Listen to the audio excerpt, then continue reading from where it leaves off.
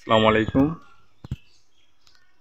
দাদা। আমি যে খামারগুলোর কথা বলছিলাম, এটা প্রথম আমার খামার ছিল। এটা হচ্ছে আমার বাড়ির ছাদে। এটা মোটামুটিভাবে 17 ফুট বাই 50 ফুটের কাছাকাছি, 49 এরকম হবে। তো এখানে আমি কিছু মুরগি লালন পালন করি। আর এছাড়া আমার আরেকটা শেড আছে, আমি সেটা আপনাকে দেখাচ্ছি একটু পরে। বাহির থেকে দেখলে খামারটাই এরকম দেখা যায়, আমার বাসার ছাদের উপরে ফার্ম খামারটা। এই মোটামুটি ছায়া আছে। এটা একটা ভুল অবস্থানে অবশ্য, উত্তর দক্ষিণ দিকে। এটা পূর্ব পশ্চিম হলে ভালো হতো, কিন্তু যেহেতু আমার ঘর পুরো উত্তর দক্ষিণ, এই কারণে এটা ওইভাবেই করতে হয়েছে, করার ছিল না। আর আমার দ্বিতীয় খামারটা এই অবস্থান এখানে। তো এই দূর থেকে দেখা যাচ্ছে আমার ডানে এবং বামে, অর্থাৎ পূর্ব এবং পশ্চিমে দুই পাশেই পর্যাপ্ত পরিমাণ জায়গা রয়েছে। এখন জায়গা থাকলেও আমার না, অবশ্য জায়গাটা আমার না, যার কারণে আমি খামারটা পূর্ব পশ্চিমে করতে পারি নাই। আমার খামারটা উত্তর দক্ষিণ দিকে করা হয়েছে। আমার খামারটার দৈর্ঘ্য হচ্ছে 80 ফুট, প্রস্থ হচ্ছে 20 ফুট, এবং উচ্চতা হচ্ছে আপনার নেট 7 ফুট, আর টিন তার থেকে আরেকটু উঁচু। তো এই অবস্থা। এখন আমি আপনাকে খামারের কাছাকাছি নিয়ে যাচ্ছি। আমি মূলত আমার এই খামারের কাছাকাছি স্থানে একটা খামার নতুন তৈরি করতে চাচ্ছি। এই এখন এতক্ষণ আপনি দেখছেন পুরো পশ্চিম পাশ থেকে, এখন আপনাকে পূর্ব পাশটা দেখাচ্ছি। এই যে এই পাশটা হচ্ছে পূর্ব পাশ, ওই যে সামনে দেখা যাচ্ছে এটা হচ্ছে ঘের। এটা হচ্ছে এই পূর্ব পাশ, খামারের পূর্ব পাশ। আমি যদি আরো কাছাকাছি ক্লোজ করে দেখাই, দেখা যাচ্ছে এই যে এখানে মুরগি রয়েছে। এই যে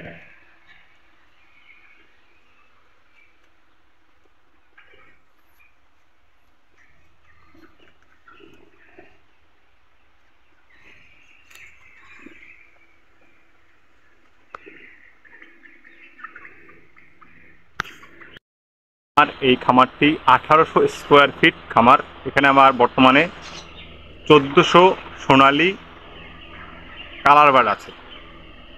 বয়স 42 দিন। গড় ওজন 980 গ্রাম থেকে 950 গ্রামের ভিতরে হবে। 950 থেকে 80 এরকম ওয়েট আসছে। আজকে 42 দিন বয়স।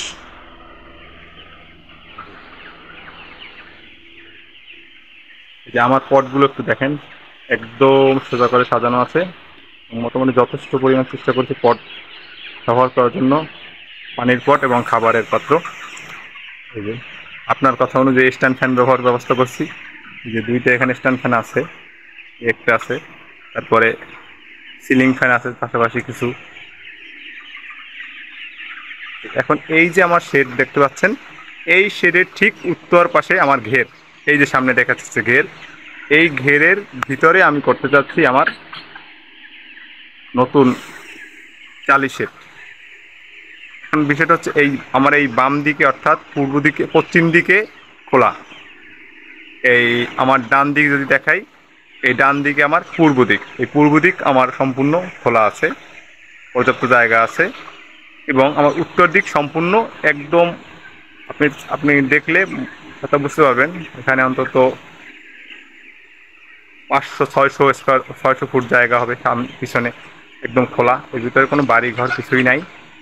আর বলে যদি দক্ষিণ দিকটা, এই যে দক্ষিণ দিকটা দেখবেন, দক্ষিণ দিকটাও অনেকটা খোলা।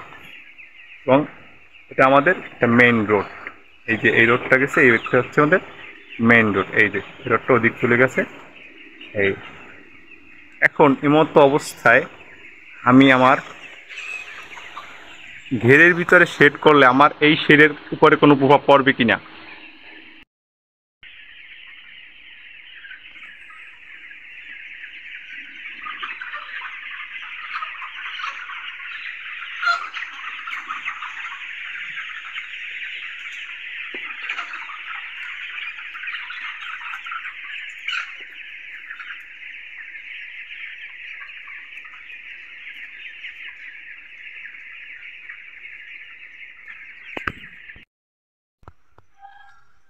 দাদা দেখেন আপনি, এই যে এখান থেকে এই যে আমার শেড, আর এরপরে এখান থেকে হচ্ছে আমার ঘের। এটা হলো শেডের উত্তর পাশে।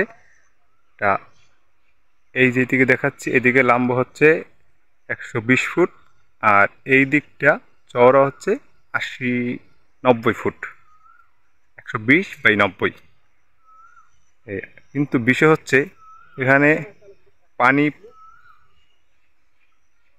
পাস হওয়ার কোনো ব্যবস্থা নাই। যেমন ছোট খাল বা পাশে কোনো নদী বা পুকুর ওইরকম কিছুই নাই। যখন বর্ষা হয় তখন কিছু পানি পাইপ থেকে ঢুকবে এবং পাইপ থেকে বের হবে, এরকম ব্যবস্থা আছে। এখন এমত অবস্থা যদি আমি এখানে কোনো শেড করি, তা কতটা সম্ভাবনাময় হবে, আসলে শেড করাটা ঠিক হবে কিনা। তবে এখানে শেডটা পূর্ব পশ্চিম দিকে করা যাবে, তার জন্য সুব্যবস্থা আছে। যদিও ভিডিওটা একটু বড় হয়ে গেছে, তারপরে কষ্ট করে দেখার জন্য ধন্যবাদ। আর দেখার শেষে আপনি একটু নিজে যাচাই করবেন এবং আমাকে মতামতটা কাইন্ডলি জানাবেন। ধন্যবাদ। আসসালামু আলাইকুম।